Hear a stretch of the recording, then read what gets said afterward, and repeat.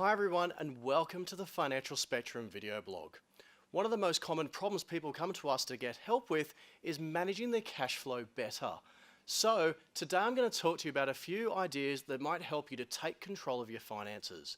Most of us are really busy with our day-to-day lives, and when we do have time, we really don't want to be spending that adding up bills and working out where our money's going.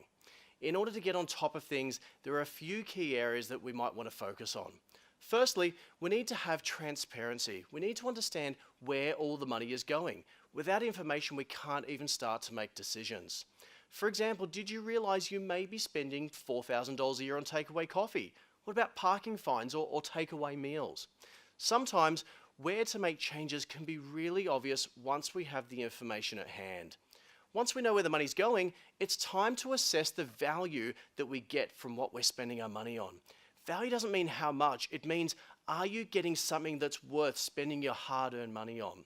So often we spend money out of habit, but if you stop and ask yourself if what you're buying is really going to make a difference, you may start to gain a different perspective on where you should be allocating your funds.